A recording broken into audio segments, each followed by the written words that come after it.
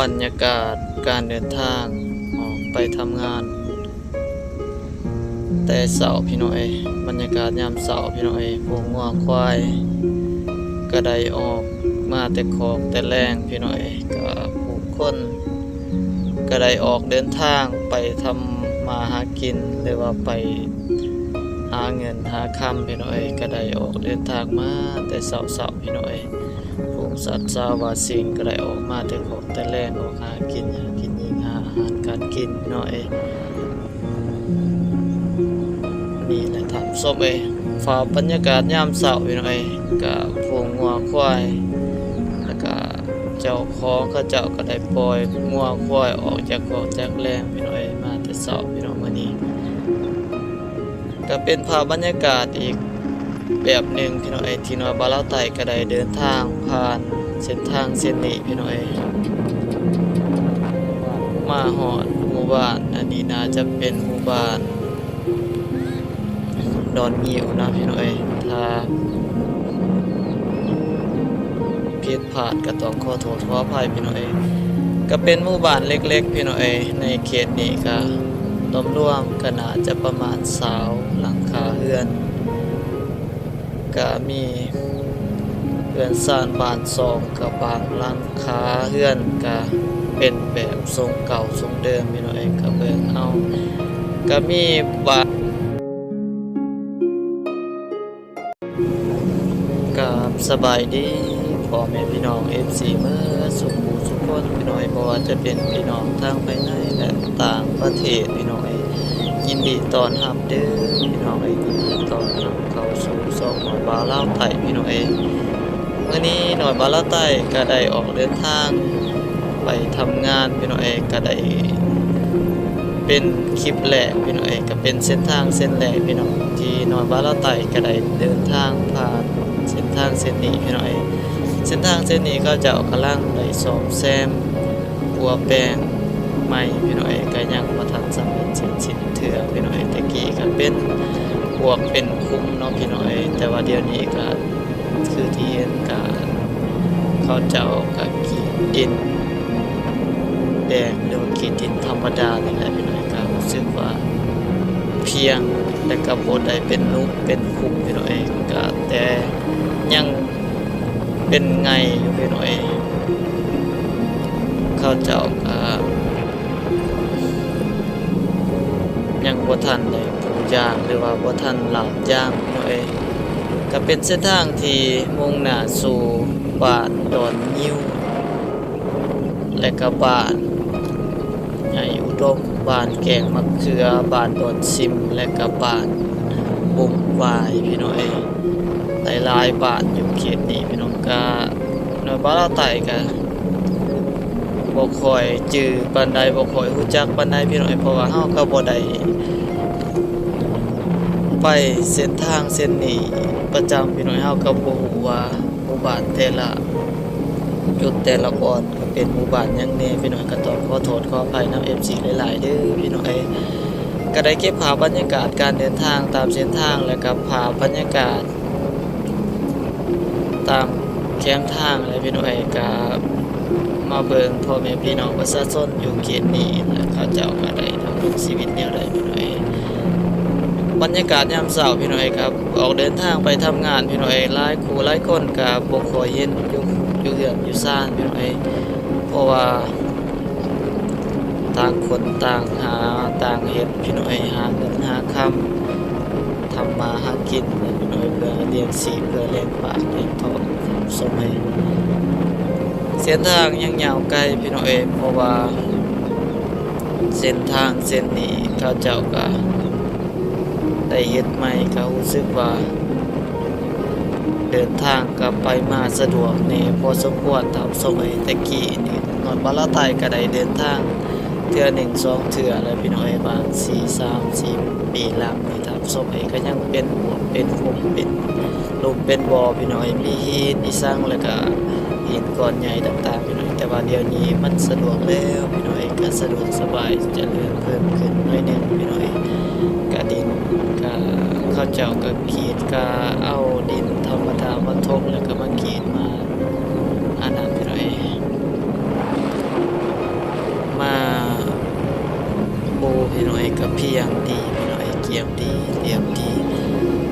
แต่ไงเด้อพี่น้อย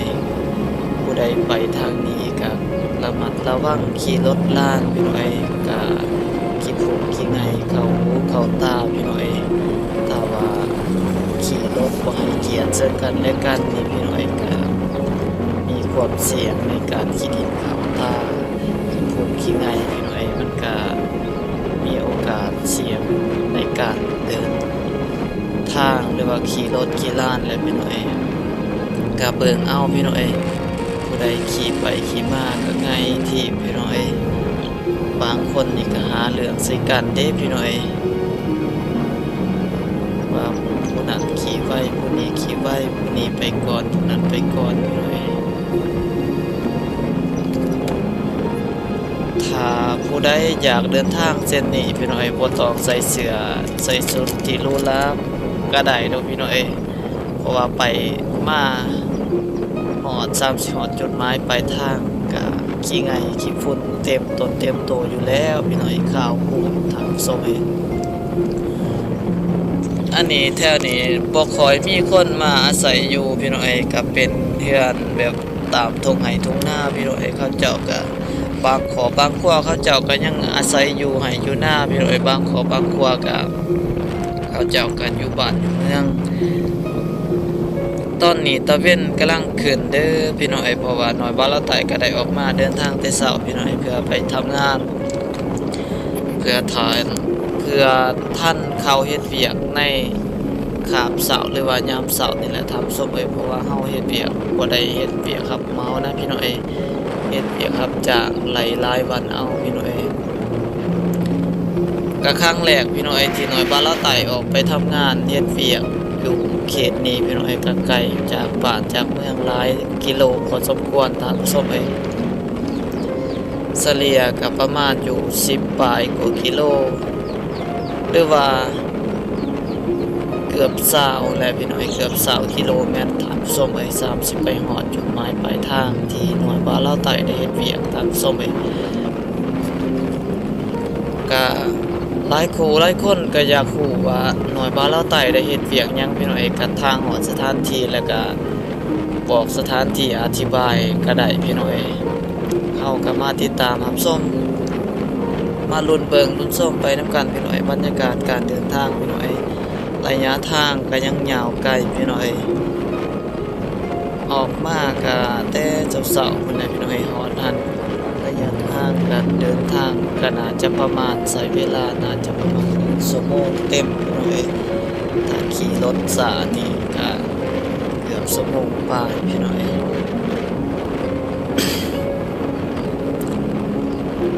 เป็นจะได้เนาะพี่น้อยแต่ละหม่องแต่ละบอนพี่น้อยก็สำหรับอยู่เขตหน่อยบ้านลาวใต้หรือว่าอยู่เมืองหน่อยบ้านลาวใต้พี่น้อยดินฟ้าอากาศก็ยังคือเย็นนี่แหละพี่น้อยยังแดดยังร้อนพี่น้อยกาต้นไม้ใบหญ้ากาหุยเหี่ยวเบิดพี่น้อยถ้ามีฝนตกขึ้นมาต้นไม้ใบหญ้าน่าจะขึ้นเขียวงามและก็หน่อหมอกหน่อไม้น่าจะขึ้นแตกหน่อจอดอกออกอันนี้พี่น้อยขึ้นมาปงหน่อจอดอกบ่ได้กินได้ยำนะพี่น้อยตอนนี้ก็หอดขัวห้วยพระเมืองพี่น้อยก็มีหมู่บ้านหนึงพี่น้อยน่าจะเป็นหมู่บ้านดอนงิ้วพี่น้อยถ้าจื่อบ่ผิดพี่น้อยก็มีพี่น้องประชาชนอยู่เขตนี้ก็เบาบางพี่น้อยเขาเจ้าก็ขึ้นมา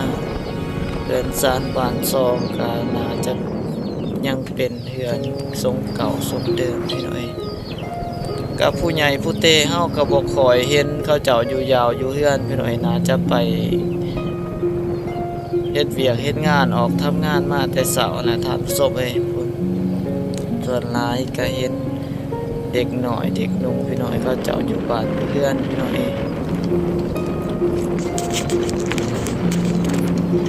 หมู่บ้านที่เฮากายผ่านมาก็น่าจะประมาณเสาหลังคาเฮือนพี่น้อยแต่ว่าอยู่นี่ก็มาต่อบ่ฮู้ว่าเป็นบ้านหยังพี่น้อยก็ต้องขอโทษขออภัยเด้อพี่น้องถ้าจื่อผิดพลาดเรือนซ่านหมู่บ้านของเขาเจ้าพี่น้อย ตอนนี้ครับโอ้โหว่าเป็นบาทแกงมะเขือหรือว่าดอนนิ้วพี่น้องครับผมบ่แน่ใจพี่น้อยต้องขอโทษขออภัยหลายๆพี่น้อยที่น้อยบ่ละไต้ก็บ่ได้จื้อละเอียดเพราะว่าบ่คอยเห็นเขาเจ้าเขียนป้ายพี่น้อยเฮาก็บ่ได้ลงทางท้ายถามข่าวว่าหมู่บ้านหยังพี่น้อยอยู่เขตนี้พี่น้อยเพราะว่าฝ่าวเด้พี่น้อยตะเวนกำลังขึ้นเวลาก็สิเข้า7 โมงยังแล้วพี่น้อยเฮาก็จำเป็นฝ่าวเขียวขี่รถไปพี่น้อยเพื่อ30ไปฮอดจุดบ่อนเฮ็ดเวียกหรือว่าสถานที่ที่เฮาพักเช้าพี่น้อยก็มื้อนี้น้อยบ่ละไต้ก็ได้ออกเมื่อเดินทางออกเมื่อบ้านนั่นแหละพี่น้อยแต่ว่าบ่ได้ถ่ายตอนเมื่อเพราะว่าเมื่อกลางคืนพี่น้อยตอนเช้าก็มาแต่เช้าแล้วพี่น้อยเพื่อไปทำงาน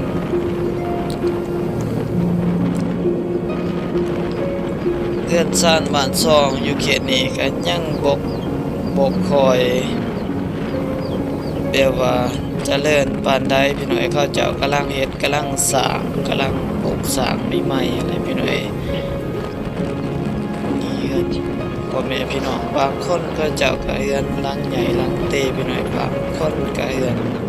ธรรมดาและพี่น้อยก็ขึ้นกับฐานะของแต่ละครอบแต่ละครัวพี่น้อยก็บ่แปลกเนาะพี่น้อยอยู่บ้านใดเมืองใดก็ต้องมีแบบว่ามีทุกข์มีคนทุกข์มีคนหักคนมีเช่นเดียวกันพี่น้อยเพราะว่าแต่ละคนเลือกเกิดบ่ได้นะพี่น้อยตอนนี้พวกเฮาก็ได้เดินทางไปฮอดเขตน่าจะแม่นเขตบ้านใหญ่อุดมพี่น้อยเขตบ้านใหญ่อุดมเมืองไสเสนทาและพี่น้อยแขวงอัตตปือหมู่บ้านนี้ก็ตั้งเอกอยู่ตามติดเหลียบแคมแม่น้ำเซซุเด้อพี่น้อยฝากเบื้องครัวของน้อยพาลาวใต้นี่ก็มีหมู่บ้านแปลว่าเฮ็ดเหลียบตามแคมฝั่งแม่น้ำเซซุพี่น้อย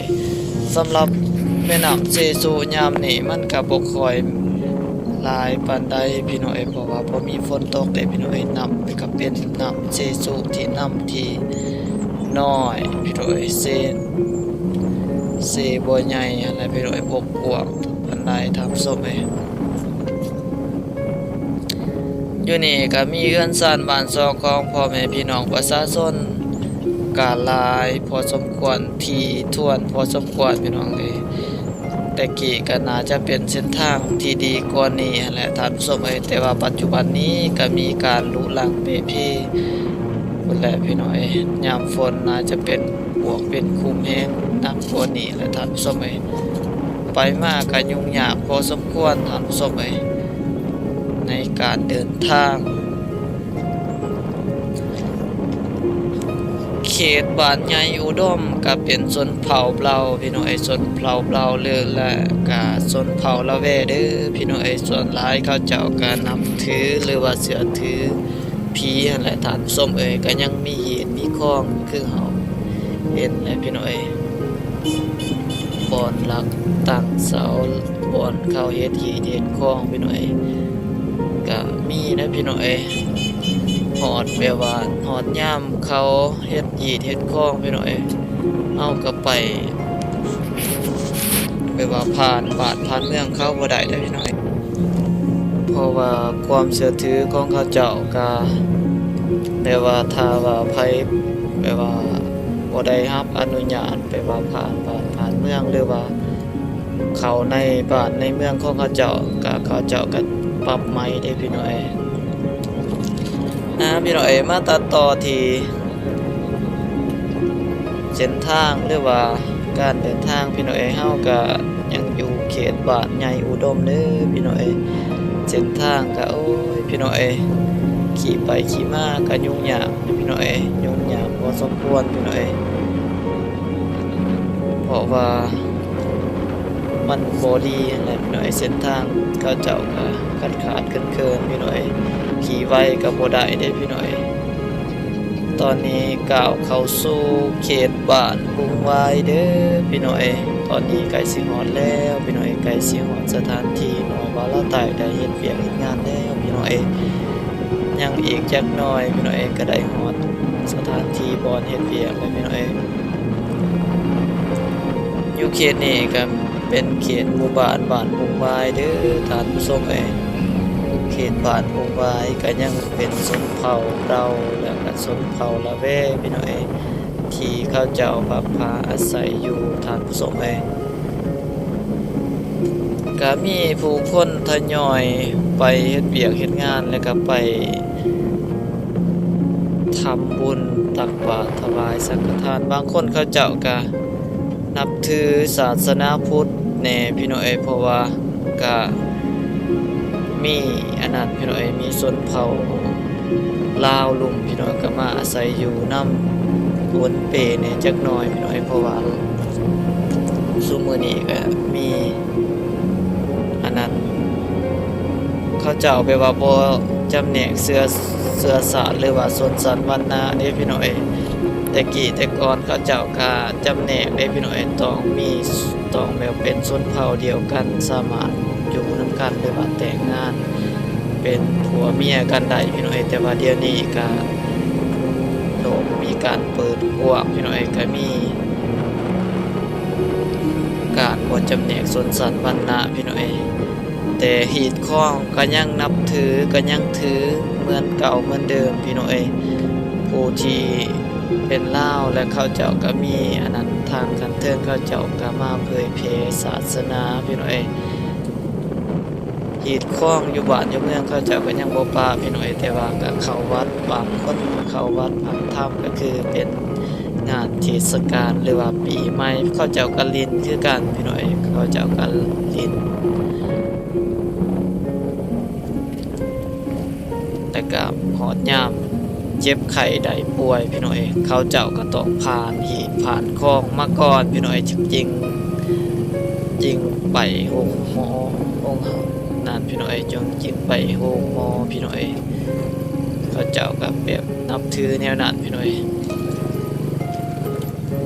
พี่น้อยตอนนี้ก็ปิดแล้วพี่น้อยปิดแล้วหมู่บ้านวงวายพี่น้อยหรือว่าเฮือนพ่อแม่พี่น้องประชาชนพี่น้อยนี่แหละท่านผู้ชมถึงสถานที่หน่อยปลาเล่าไตได้เฮ็ดเวียกแล้วพี่น้อยนี่นะท่านผู้ชมก็เป็นสวนกล้วยนะพี่น้อยนั่นทางนั้นจะเป็นโรงงานท่านผู้ชมโรงงานสรุปแล้วหน่อยปลาเล่าไตได้เฮ็ดเวียกอยู่โรงงานสวนกล้วยเด้อพี่น้อยอยู่โรงงานกล้วยพี่น้อยสำหรับคลิปนี้ก็สิ้นสุดลงเพียงตัวนี้เด้อพี่น้อง